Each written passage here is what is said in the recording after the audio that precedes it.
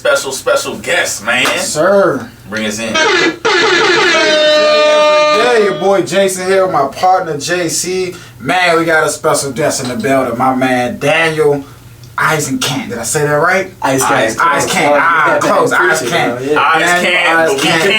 Eiskant. Hey, look. We got him on here. How many, well, he's a ninja warrior, American Ninja Warrior. Yes. How many seasons have you done it for, though? I was on there for 2, so I only got airtime my second season, which was 2019, season 11, but I was on there 2018, 2019. Yeah. Okay. So is that season 10 as well? Yeah, season 10 and 11. Yep. Dang. So, let's just get it started. Well, first of all, JC know him from... what is it, Kennedy? Yeah. We probably go on the school building at the same time. Yeah. JC and Daniel knew each other. Yeah, luckily we was in this foolish class. I think our teacher was out for the year or something like that. For some reason, we was just clowning the whole class though. He was like a young freshman in an older person's class. I think we was all seniors in that joint. In a Spanish class or something like that. Yeah, something off like that. But the last time I seen him, he was like extra small. I mean, I was extra small too in high school, but if I was calling you small in high school, then you already know what was going on. That class was hilarious. Oh, Lord. We was good friends in that class. Yeah, bro. We was good all the time. Yeah. But once I graduated, I ain't seen him again until I seen him on TV.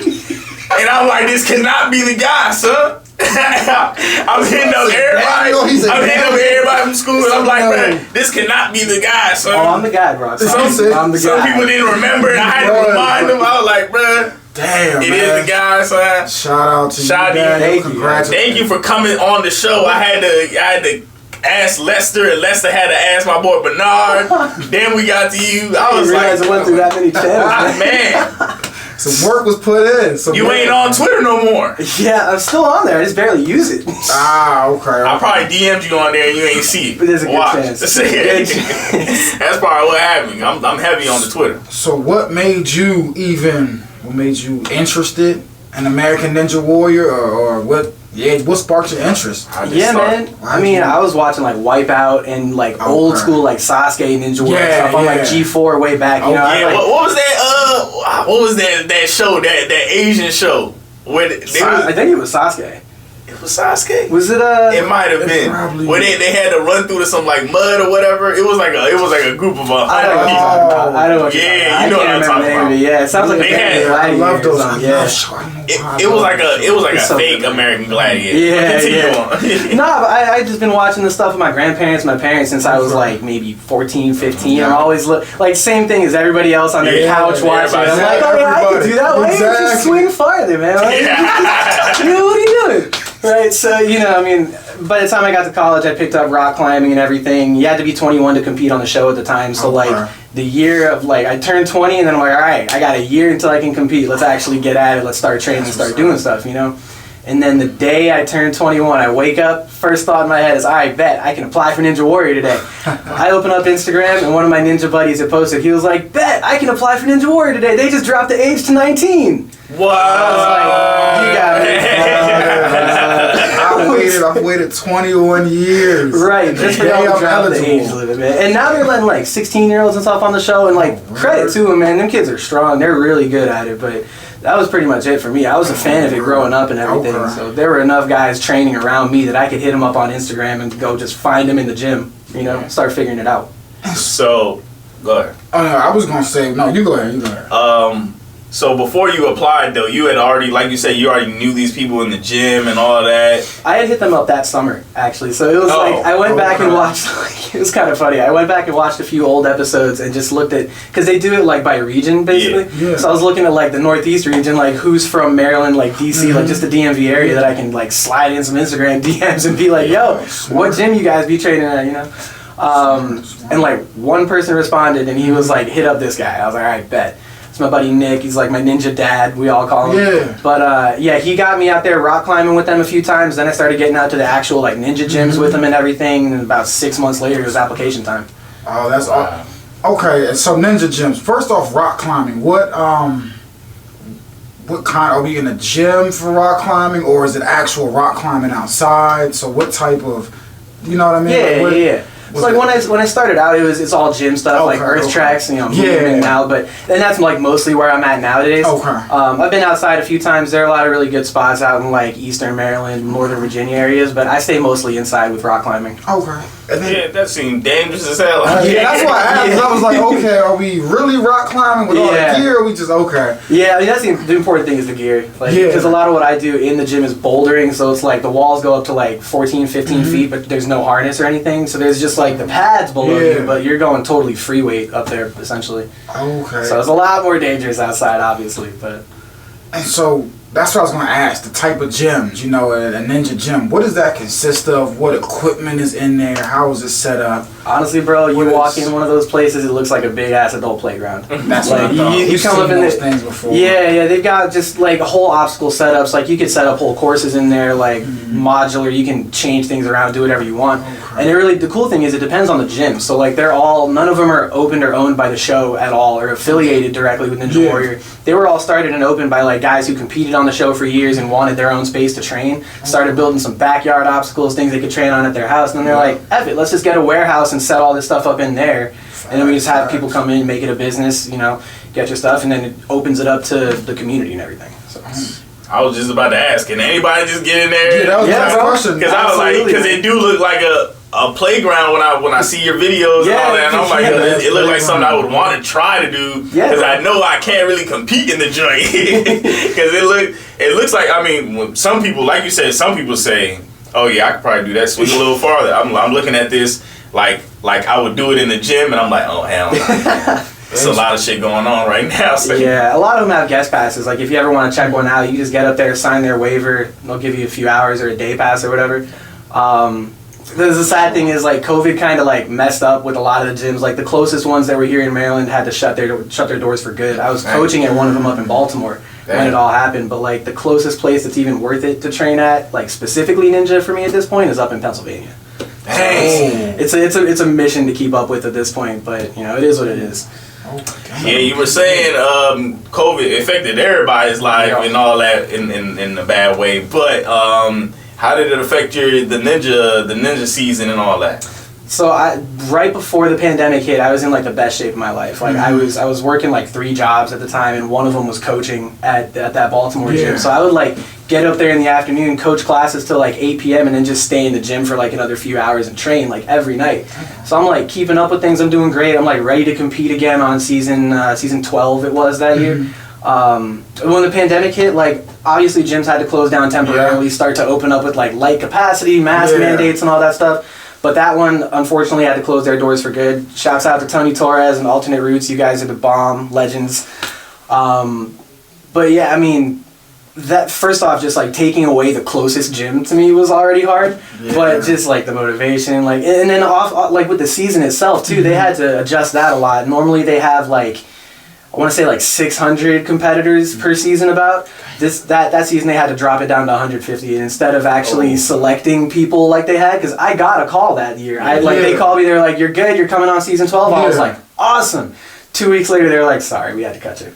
Yeah, get 600 down to 150. Yeah, man. They ended up taking they just picked the top 50 ninjas, quote unquote top 50, and had them bring like 2 people they train with from their community on the show with them, so they just trickled it out. Well, I guess I kind of understand the whole close contact thing. I guess to deal with all that. Things to who to pick, how we're going to decide. They probably just said top. Okay, so I get it, but damn, that stinks. Yeah, it was rough, man. And so what do you? Damn, how is someone's completely out of shape? How do they start to even get in shape to train to get on? You know what I mean? Because I don't. What are you working on? Are you working? Is it strength? Is it condition? Because it takes everything. Because I watch Beastmaster. Yeah. Pretty much same thing on. I love that damn show. Yep. Probably watch every season on Netflix. And I'm like, damn, I could do this, but just like 2-3 years, train a little bit. I could. But where do you start? Where do you? Yeah, I was pretty lucky. I mean, my dad had me in sports from a young age. I've been like, I just athletic, just kind of in the gym. Just like my whole life. So it's kind of just taking those skills and translating them into something new. It wasn't quite as difficult, right? Definitely, it's a tough journey right now climbing back, even for me. So the tips I'm about to give, I'm kind of taking myself right now, right? But like, what I kind of had to just take it back to my roots before I ever got into climbing or ninja or any of that. I was playing a lot of tennis and I was lifting a lot of weights and I was running. So I really just say like, it will, man. Just like as long as you have something cardio intensive, right? So and I think ninja training itself gives you like a really broad, like dynamic kind of functionality with your training. But if you just start somewhere baseline, like start by running. It's the simplest thing you can do. Running, push-ups, pull-ups if you have something to do them on, sit-ups, just basic calisthenic stuff to get like kind of a baseline fitness. Yeah. Start lifting weights, start building up strength. You know, like once I did start climbing and actually like ninja gym training, I didn't lift weights for like 4 years. Because you're basically lifting exactly. It's all like dynamic calisthenics, you know. So like once you have like the strength, you can just move your own body around. It's really just getting easier and more efficient with it. Okay. So, and I don't know if this is related, but he's probably asking because he was talking about he wants to join Survivor or something. Oh man! And I told him straight out the gate. Hell no, you don't have a chance. I'm trying to. I don't. So look, the only thing, in my opinion, I gotta work. I can't swim worth it. I can't swim, and that's why this summer I'm dedicating myself to learn how to swim. There you go. Because I watched Survivor since I was a kid with my mom.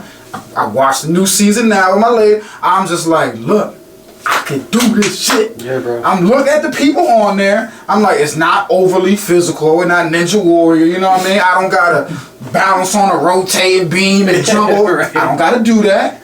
I gotta win some challenges, you know. But you don't want to be too good in the challenges anyway. But they gonna vote your ass out. They gonna be like, nah, he too athletic. Get him going. You know. Like, this dude still got 3 stocks. Exactly. Exactly. So I'm just like, bro. Man, maybe I should start being a little bit. Bro, I just gotta learn how to do swimming is what's going on. I had a friend one time that got mad at me because he said that he could steal the ball from Steph Curry or something. I was like, hell no. That's strong. You had no damn shot. So maybe I should just give you that. I'm telling you, man, I got this. But before that, you said if you had no training at all trying to get to America, I feel like you would have no shot. What, with no training getting in? Yeah, you're not in athletic shape at all. Yeah, you just want to start training to do that. I don't think you can. Oh, wait, no, I think you can. You gotta give yourself at least like 3 years, though.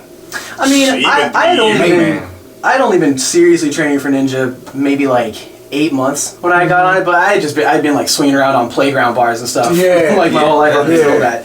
I mean, talking about somebody out of shape, that's crazy. Yeah, like back in the day, you could just take anybody off the street and put them on Ninja Warrior. They could probably get through the first 3 or 4 obstacles. Nowadays, but the game has changed, man.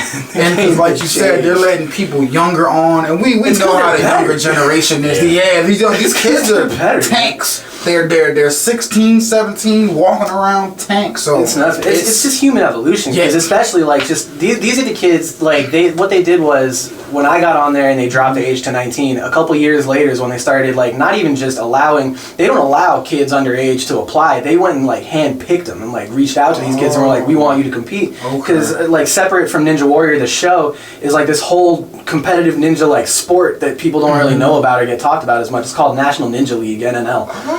Where is that based in? It's based in America? Yeah, actually, my bad. They just started just finished season 6 of it, and they rebranded to World Ninja League this year. So yeah, it's a global thing now.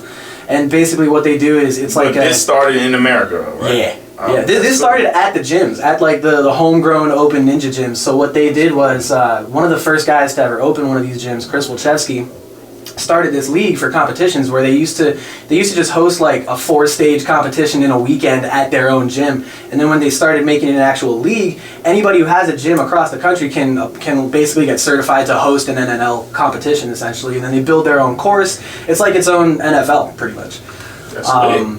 But yeah, they handpick a lot of these kids from like having good results and good showings and lots of good video footage from like NNL. And I mean, you can't deny somebody even if they're 16 or whatever, and then they're doing better than the adults in these leagues. And you can't. These are the kids who've been watching it since they were 5. Are you in this league? I was. Yeah, I haven't competed NNL in a few years, but I was there for a couple seasons. Okay. Yeah. They got July 29th and 30th in Brooklyn. Brooklyn, New York. Athletics. Then we going to Greenville, and we going across the pond to Australia. Have you ever thought about doing other shows, any other reality shows or anything, or are you just only American? I mean, actually, I have, yeah. So I definitely want to go on Beastmaster at some point and check that out. I mean, it's been a few years. What is Beastmaster? I never heard of it. Is that on Netflix? Yeah. I don't watch Netflix. I'm an HBO person, man. Watch it on Netflix. Is Terry Crews still doing it? No. Who did they have now? They had Terry. Damn, I'm trying to think of the host. I can't even think about it. They had started as like kind of a competitor to Ninja sort of thing. It's another obstacle course racing show essentially, but it's a lot less specialized towards like Ninja Warrior, which came from like Sasuke in Japan. This is like its own Americanized kind of thing where the beast itself is like the course. So it's all kind of designed in the belly of this giant metal dragon that you have to like conquer at the end. Yeah, pretty much. Okay. Yeah, and this is pretty much, you know what I mean, with it. And I be watching this like, bro, just jump farther. Come on, just jump. One of my ninja buddies went on there a couple seasons ago. I think he was season 2 or 3.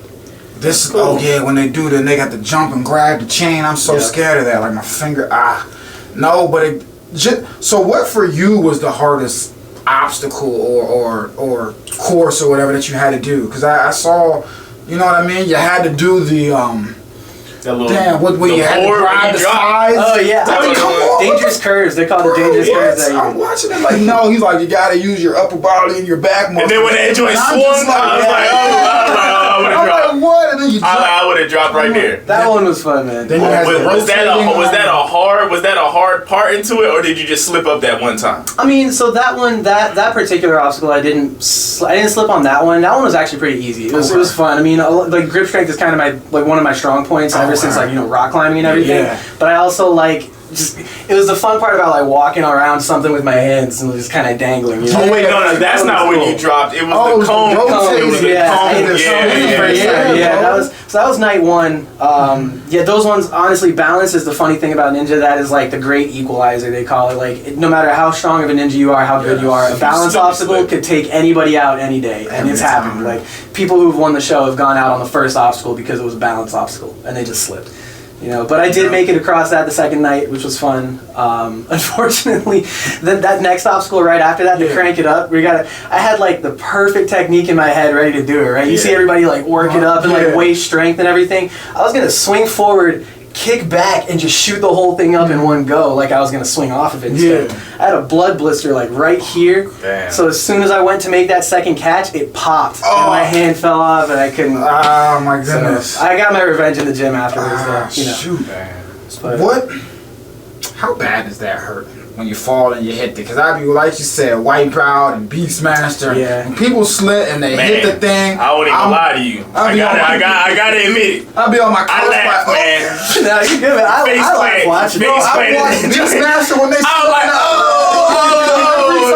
bro. I just said, I was like, that's my guy, but he got face planted. Yeah, I did. I definitely hated on that one. I ate shit on that one. Those cushions, like, are they soft? Like, they're super padded. Like, alright. I always feel like nothing. I always wonder that. Most of the time, most of the injuries that happen on Ninja are like from the person's fall. It's not like like if you hit your head on the bar itself or something. Yeah, it's gonna sting. You know? But like hitting the pads, hitting the water is never really that bad. And it's the same thing in the gyms. They've always got like sufficient padding and everything. So the first thing they'll always teach you when you walk into one of these gyms is how to fall properly, so you don't like hurt yourself falling. Because people try to like put their arms out and catch themselves. That's how you break your arm. Yeah. You know what I mean? Taking like all that force on it. How do you fall properly? Yeah. So what do you wait? If I'm you just kind of tuck in and take it. Honestly, I mean, it really depends on like. So if you're falling and you're like head down, like feet up in the air, yeah, just tuck in and kind of take it. You don't want to try and catch yourself or anything. Anything else, you just want to try and absorb the impact however you can and roll out of it. Like if you're falling and you're going to land on your feet, just squat as soon as you hit it and just roll. Like stuff like that. But like on the show, like it's even in competition and stuff. The hitting that water, aside from losing, hitting that water probably feels good anyway after all that shit, man. So that was another thing I was wondering. I was going to ask, is that water cold? Or they keep it a little warm for you? Like no, you do not warm it at all. That water is so because you're like. What season? Was it fall? So it tapes in spring. It actually, like break a little bit of the magic real quick. The whole show films between like March to May is like the regional qualifiers and regional finals, and then the national finals are film in June, and then they air it over the year and everything. But like it's filming through the night basically. It's like early April. It's cold at night. Right, and like that season 11, we were in Baltimore at Rash Field, right next to the water at the harbor. So like we got the water from the harbor cooling us off and everything. It's like the middle of the night because they're shooting overnight. So I actually had that run at like 2 a.m. And like it's cold, man. They have like heaters in front of every obstacle if you want to like heat your hands up for a second, take a couple extra seconds. Yeah. So is there a reason why they shoot at night? Is it just easier? I think it's just probably because lighting and all that. I think it's just to make it look like showtime, you know. Like, just control kind of the lighting better, probably. Yeah, because it used to be shot during the daytime. Back with like original Sasuke and like early seasons of Ninja Warrior, it was during the daytime. I think they really just did it for aesthetics. Just I like it at night though. It's like you gotta watch a football game at night. Exactly. You can point the lights exactly where you want to point it. That makes sense. You got a lot more control over it. You have the sun out, look weird, and people squinting. That's true. You know, a lot of these obstacles, you don't want the sun. So. Did you try out for this year? I haven't this year. They're actually, what is it, April 24th? They should still be filming right now for the upcoming season. That's what I was thinking when I was doing the math. I was like, what's going on this year? I didn't apply this year. I didn't think I was ready for it this time around. I don't want to like go and do that just to get disappointed and not get picked. Yeah. You know, and if I did get picked, then I want to go out there and put out a disappointing result, knowing I'm not at 100%, you know. So I'm definitely planning on applying. Like applications open up in December every year, so I'm definitely planning on applying again next year.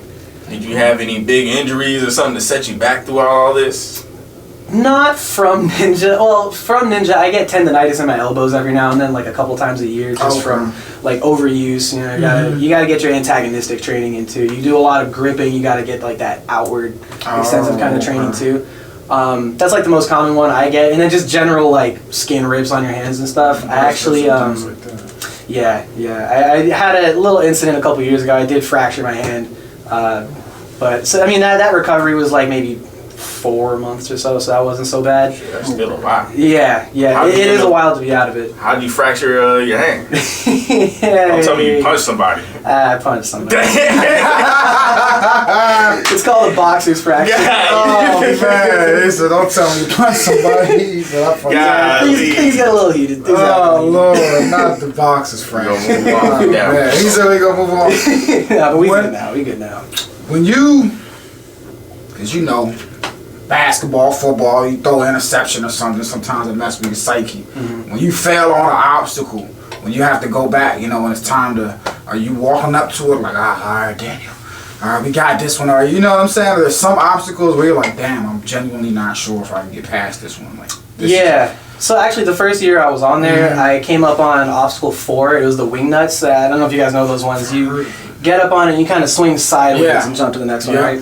So it was funny. They were asking me in like interviews for the show and everything before that. They were like, "Is there any obstacles you're worried about? Anything you don't want to see on the course?" And I was like, "Yeah, wing nuts, because I've never tried them. I haven't had an opportunity to. Blah blah blah." And then we get to the course the next day, and they're walking us through, showing us the obstacles. I'm like, "God damn it, it's them wing nuts."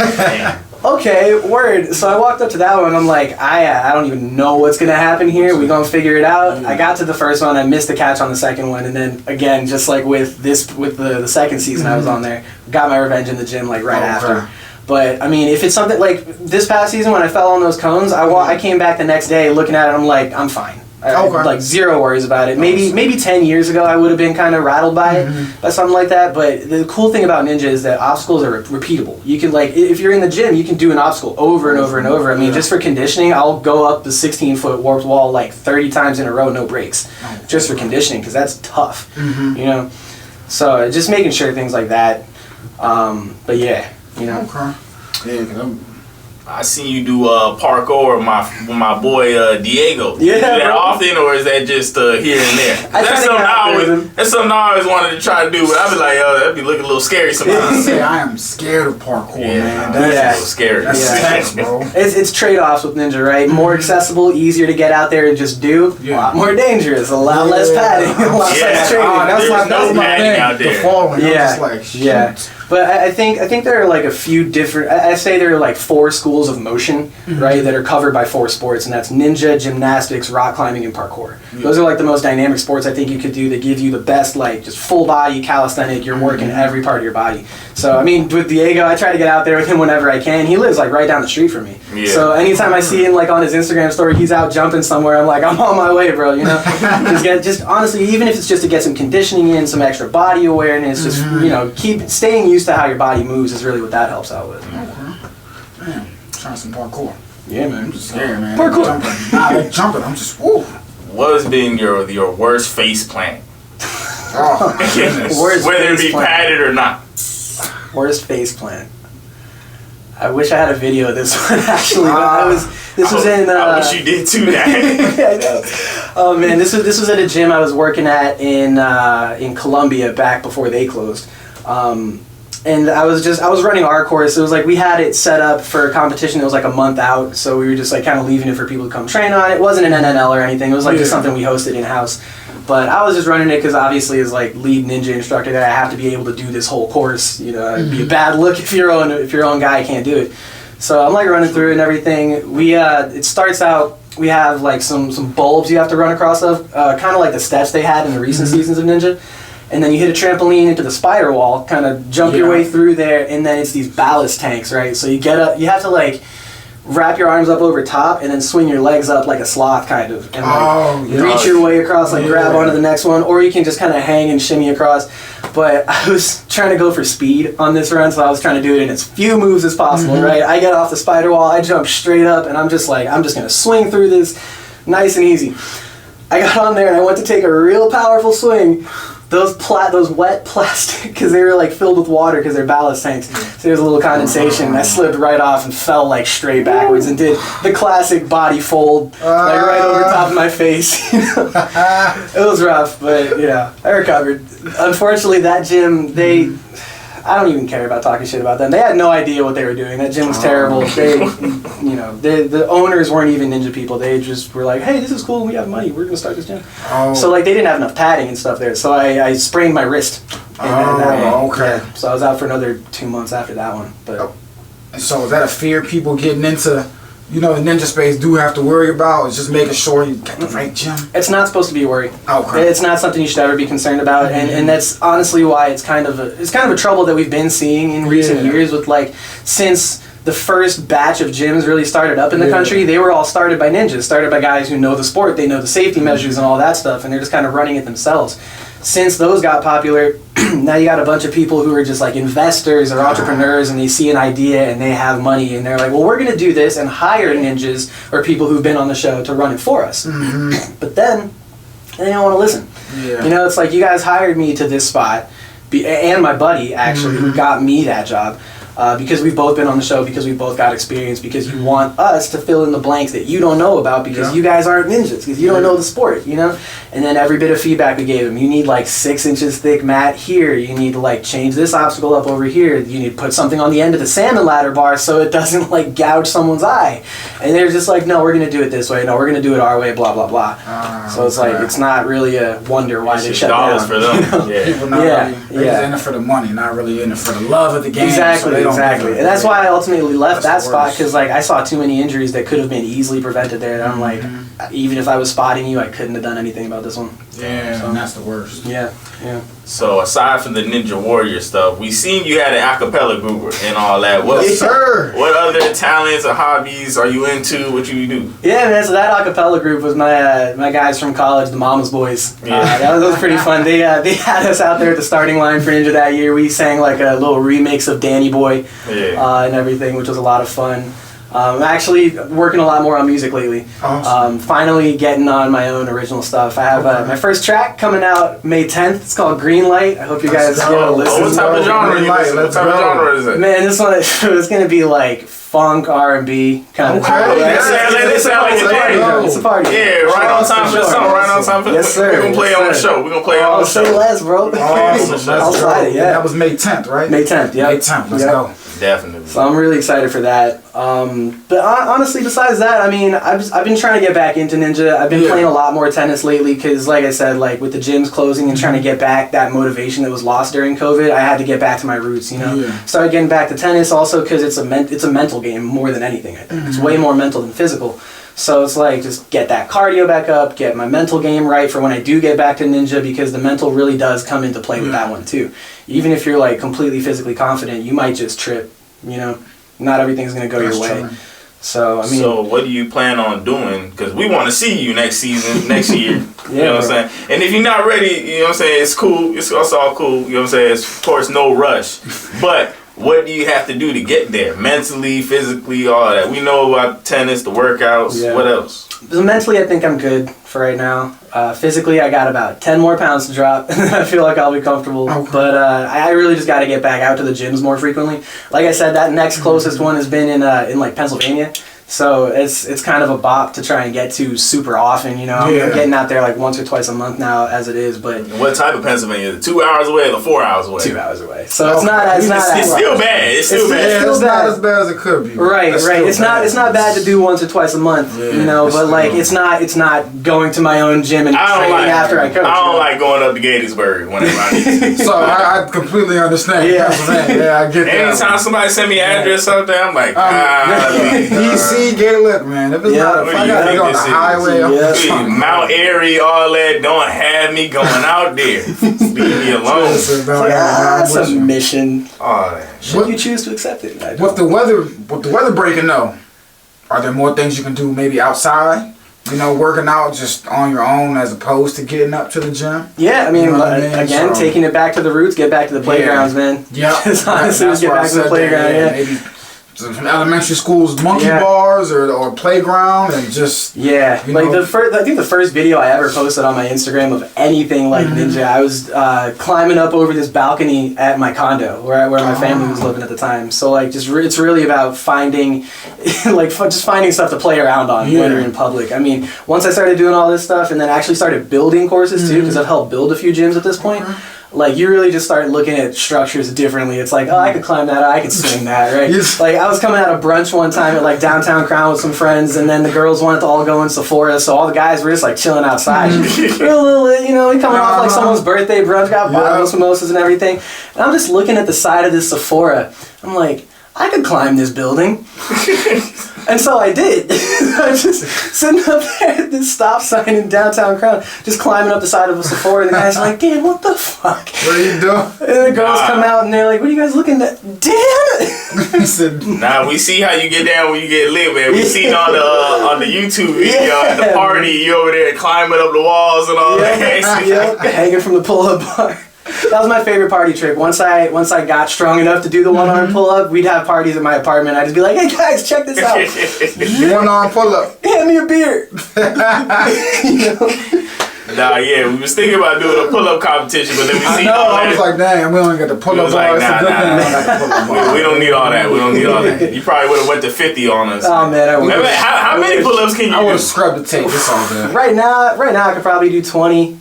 I think my most I ever did straight was like 32. More than me. Jesus. I got a good 1.5 in me. Yeah, man. I mean, that same apartment I was living at in college, like I put we walk in and we had like the living room and the kitchen right there, and then there was one hallway going back that had all 4 bedrooms on either side. So I had to put the pull-up bar on the doorway to the hallway right there. Yeah. I was like, all right, for this school year, I'm putting a rule in place for myself. I got to pay the troll toll every time I walk under this pull-up bar. I got to do 10.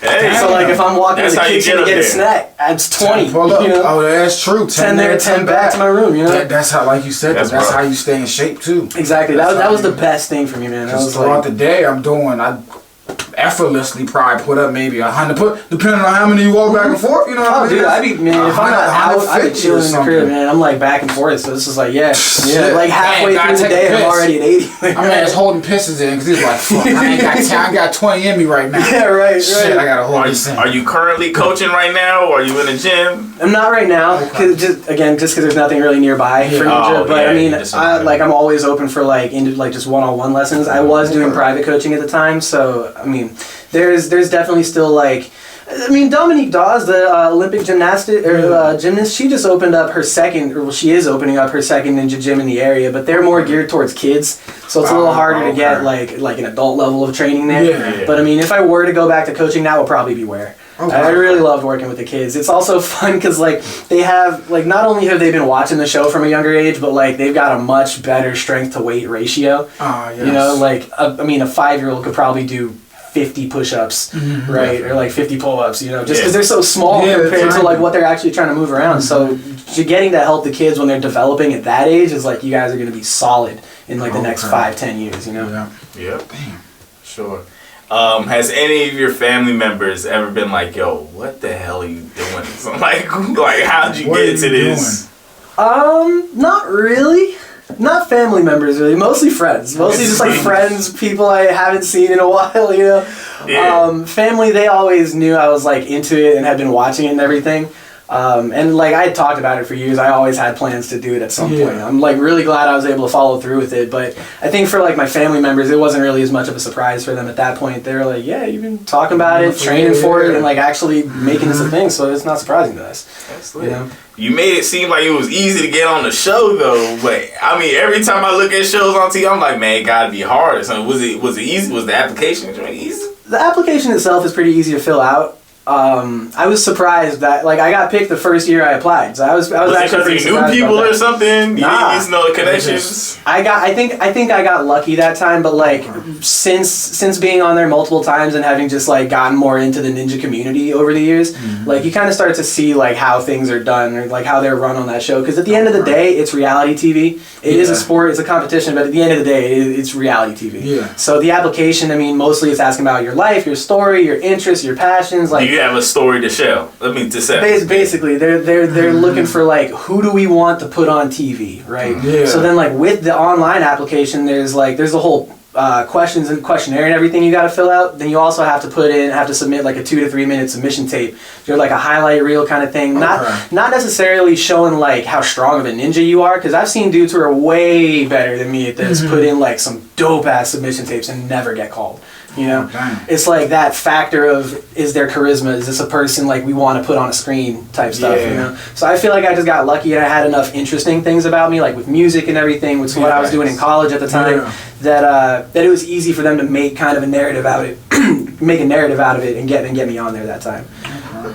But just like honestly, just looking at the formula of it, it's not hard to get on there. You just have to be playful. Like, just be energetic. Just being able to talk about yourself and talk to a camera. That's like most people's biggest thing, because like, and a lot of those guys who are better ninjas than me, they just get really, it's really difficult for them to talk on camera, you know, look into a camera or look at the people while the camera's on them and everything.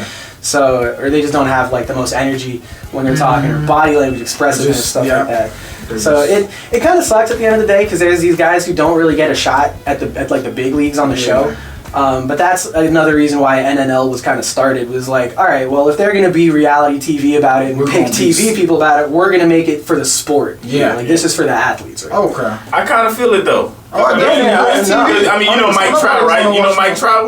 Yeah. I mean, look, we don't want no Mike Trout on TV at 9 o'clock on ABC. Come on, man. We want to see somebody that's... Free Mike Trout, free showing time, freedom. Jeez Louise, man. That Angels working. We want to see some action. We want to see somebody funny or something. We don't want to see some big macho guy clear out the joint and be like, oh yeah, good job. Right. Did a great job. We out of here. I mean, there are dudes who've been blackballed from the show for stuff like that. Not for being too good at it, but like they don't give enough impression.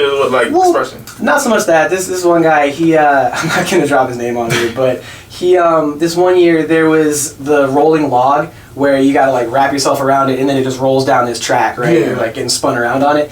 This dude just took a massive running start and just dove over the entire thing. Like he skipped it. He didn't touch the log didn't move. Like it's like probably 20 feet, like a 20-foot gap right here, obviously like down to a lower level, but he just straight up dove it. Jumped it. And they were like, out, disqualified, you're done, you're never coming back. Oh, yeah. That's he's dumb, he's strong. Like, not every person can do that. You know, I couldn't do that. There's no way. Hell of a jump. But he just took that to like such next levels that he refused to play by their rules. It's like, I can do this, but it's like you're not doing it. You're skipping the obstacle. You're not doing the obstacle. Okay, so they're like, okay, you gotta play by our rules, which makes sense because again, it's not you didn't complete the course. Right. It's skip the course. And then it'll get to a point where somebody's trying to find a loophole in every course. I mean, that's why they have the rules walkthrough, right? They'll take all of the ninjas that are about to compete, like maybe 2 hours before the actual competition starts, and they walk us through the whole course. They have course testers and demonstrators there to show us like the intended way to do it,